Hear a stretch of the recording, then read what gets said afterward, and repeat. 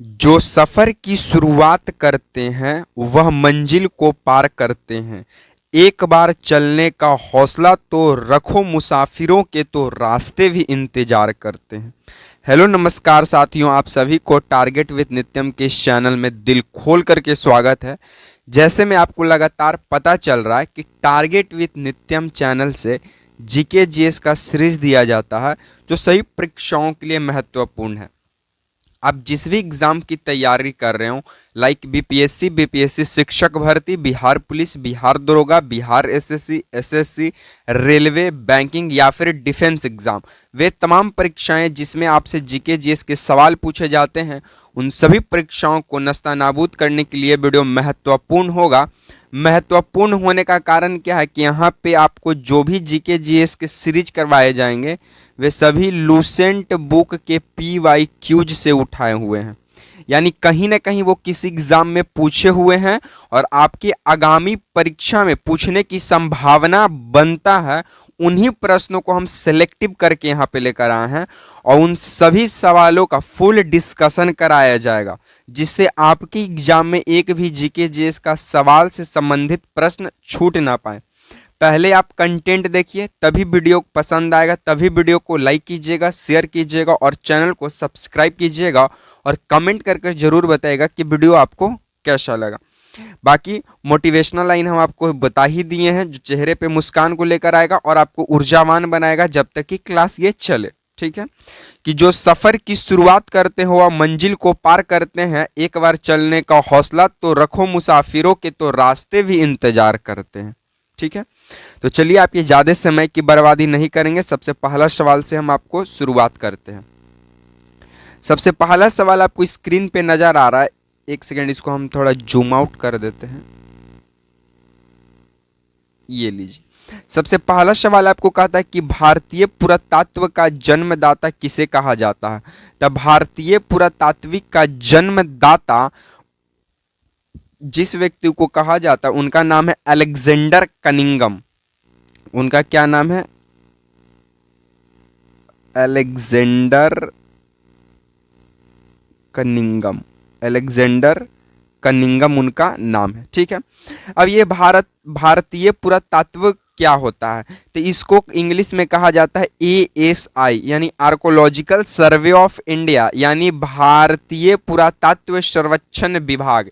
ये वे संस्था, ये वे कह सकते हैं, ये वे संगठन है, वे संस्था है जो प्राचीन के समय में जो खुदाई खनन करने का कार्य करती है, जो इतिहास की जो चीजें हैं उनको खनन करने का, खोज पड़ताल करने का ये काम करती है, आर्कोलॉजिकल सर्वे ऑफ इंडिया। ठीक है, इसकी जो स्थापना है 1861 में माना जाता है और इसके जो पितामह हैं यानी फादर जो है अलेक्जेंडर कनिंगम को कहा जाता है।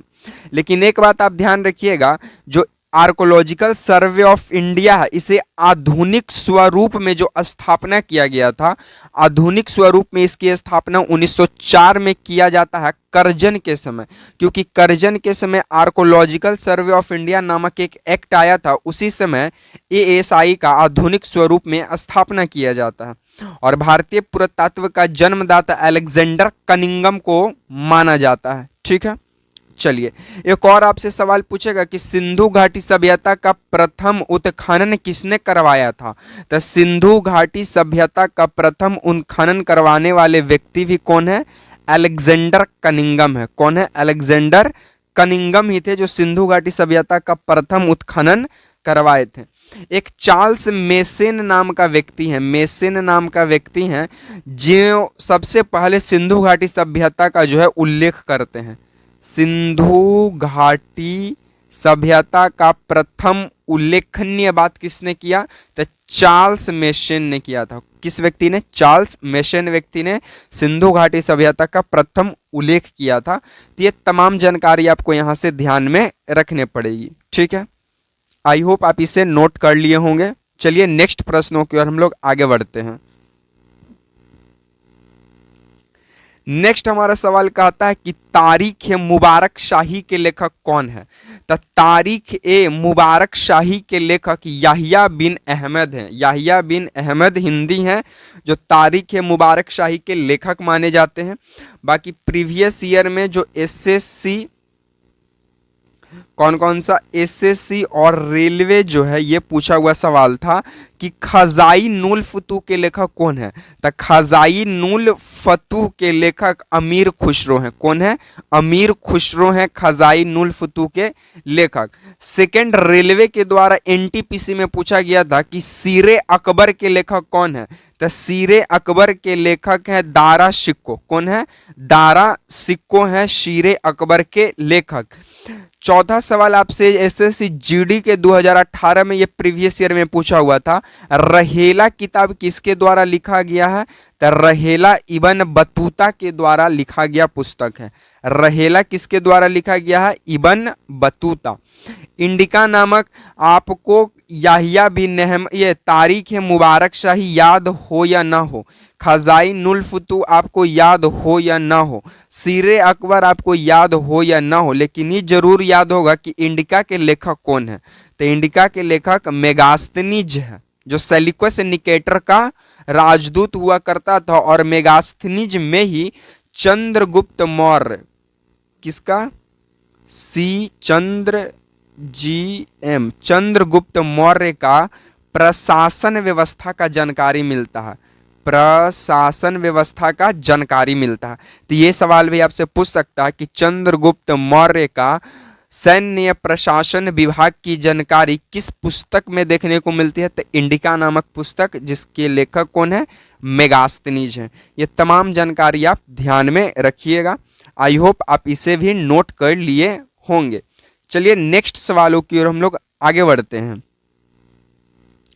नेक्स्ट हमारा सवाल क्या कहता है कि पिच ब्लेंड किसका प्रमुख अयस्क है। आपको बता दें कि ये बीपीएससी के द्वारा पूछा हुआ सवाल था। ये बीपीएससी के द्वारा पूछा हुआ सवाल है इधर ही एग्जाम में। ये 69th बीपीएससी का सवाल है कि पिच ब्लेंड किसका प्रमुख अयस्क था। तो यूरेनियम का यूरेनियम का प्रमुख अयस्क माने जाते हैं पिच ब्लेंड। आपको बता दें कि यूरेनियम का भारत के अंदर झारखंड जो जिला है, झारखंड के अंदर जादूगोड़ा नामक स्थान पर जादूगोड़ा नामक स्थान पर यूरेनियम का जो है भंडार देखने को मिलता है। तो आपसे पूछ देगा कि यूरेनियम का सबसे ज्यादा उत्पादन कहाँ किया जाता है। तो झारखंड के जादूगोड़ा नामक स्थान में यूरेनियम सर्वाधिक मात्रा में पाया जाता है। ऐसे बिहार के गया जिला में भी यूरेनियम को पता लगाया गया है। ठीक है। एल्यूमिनियम का प्रमुख अयस्क, ये बीपीएससी 17th बीपीएससी का ये पूछा हुआ सवाल है कि एल्यूमिनियम का प्रमुख अयस्क है और ऑप्शन में दिया हुआ था कोरंडम। ठीक है। तो एल्यूमिनियम का प्रमुख अयस्क काओलिन, बॉक्साइट और कोरंडम है। एल्यूमिनियम का प्रमुख अयस्क कौन सा? काओलिन, बॉक्साइट और कोरंडम है। पारा का एक प्रमुख अयस्क है सिनेबार। ठीक है। पारा Hg इसका प्रमुख अयस्क है सिनेबार, इसे आप ध्यान में रखिएगा। और सोडियम का प्रमुख अयस्क है बोरेक्स, स्ट्रोना, चिली साल्ट, पीटर। ये सभी सवाल PYQs हैं, प्रीवियस ईयर में किसी न किसी एग्जाम में पूछे हुए हैं, तभी जाकर इन सवालों का हम यहाँ पे लाकर फुल डिस्कशन करा रहे हैं। आई होप आप इसे नोट कर लिए होंगे और ये तमाम जानकारी आपको ध्यान में रखना पड़ेगा। ठीक है। चलिए नेक्स्ट प्रश्नों की ओर हम लोग आगे बढ़ते हैं। नेक्स्ट हमारा सवाल कहता है कि तीरंदाजी किस देश का राष्ट्रीय खेल है। तो तीरंदाजी जो है ये भूटान का, कहाँ का? भूटान का ये नेशनल गेम माना जाता है तीरंदाजी। बाकी प्रीवियस ईयर PYQs की बात करें जो आपसे पूछा हुआ है, तो अमेरिका का राष्ट्रीय खेल बेसबॉल है। अमेरिका का राष्ट्रीय खेल बेसबॉल। जापान का राष्ट्रीय खेल जूडो। जापान का राष्ट्रीय खेल जूडो। मलेशिया का राष्ट्रीय खेल बैडमिंटन। मलेशिया का राष्ट्रीय खेल बैडमिंटन। पाकिस्तान का राष्ट्रीय खेल हॉकी। पाकिस्तान का राष्ट्रीय खेल हॉकी। और भारत का राष्ट्रीय खेल भी है हॉकी। ठीक है। बाकी यहाँ से एक महत्वपूर्ण जानकारी, जापान के 2 शहर, एक हिरोशिमा और दूसरा नागासाकी। हिरोशिमा पर अमेरिका के द्वारा 6 अगस्त 1945 को बम गिराया गया लिटिल बॉय, और नागासाकी पर 9 अगस्त 1945 को परमाणु बम गिराया गया जिसका नाम था फैट मैन। इस जानकारी को भी आपको ध्यान में रखना पड़ेगा, और ये जितने भी सवाल आपसे एग्जामिनर पूछा हुआ है इन सभी सवालों को आप नोट कर लीजिएगा, जिससे आपकी आगामी परीक्षा में एक भी सवाल छूट ना पाए। ठीक है, चलिए नेक्स्ट हमारा सवाल कहता है कि उड़न परी के नाम से किसे जाना जाता है। तो उड़न परी के नाम से हम लोग वो जो धावक हैं उन धावक का नाम है पीटी उषा। क्या नाम है? पीटी उषा। एक सेकेंड, उड़न परी के नाम से जिस धावक को जाना जाता है उस महिला का नाम है पीटी उषा। ठीक है, पीटी उषा का मतलब है पीरूवाल कंडी टोकार पविल उषा, और इन्हीं के नाम से आज जो है पीटी शूज स्कूलों में चला करता है। इस बात को भी आपको ध्यान में रखना पड़ेगा। बाकी प्रीवियस ईयर की सवालों की बात करें तो आपसे पूछा गोल्डन शार्क किसका प्रसिद्ध नाम है। तो गोल्डन शार्क के रूप में माइकल फिलिप को जाना जाता है, जो कि एक बहुत बड़े स्विमिंग मास्टर हुआ करते थे, स्विमिंग के तैराकर थे ये। ठीक है, चकता एक्सप्रेस के नाम से झूलन गोस्वामी को जाना जाता है। चकता एक्सप्रेस झूलन गोस्वामी। डिंग एक्सप्रेस हिमा दास को नाम से जाना जाता है। डिंग एक्सप्रेस कौन है? Hima Das. Mister cricket Michael बावन है, जो कि ऑस्ट्रेलियाई के एक पूर्व क्रिकेटर रह चुके हैं, ये माइकल बेवन। मिस्टर क्रिकेट से माइकल बेवन को जाना जाता है, और ये पूर्व ऑस्ट्रेलियाई क्रिकेटर भी रह चुके हैं। बाकी आपको बता दिए कि उड़न परी कौन है? पीटी उषा, पीरूवाल कंडी टोकार पविल उषा, और इन्हीं के नाम से आज पीटी शूज भी चलता है स्कूलों में। तो ये जानकारी आपको ध्यान में रखने पड़ेंगी। आई होप आप इसे भी नोट डाउन कर लिए होंगे। बाकी आज को हम साथियों सीरीज को यहीं पे विराम देंगे। थैंक्स फॉर वाचिंग वीडियो एक स्माइल के साथ। अगर आपको वीडियो पसंद आया हो तो वीडियो को लाइक कर दीजिएगा, वीडियो को शेयर कर दीजिएगा, एंड चैनल को सब्सक्राइब करना मत भूलिएगा। इसी तरह के सीरीज के साथ आपसे मिलेंगे नेक्स्ट वीडियो में। तब तक के लिए आप तमाम साथियों को जुड़ने के लिए जय हिंद, वंदे मातरम।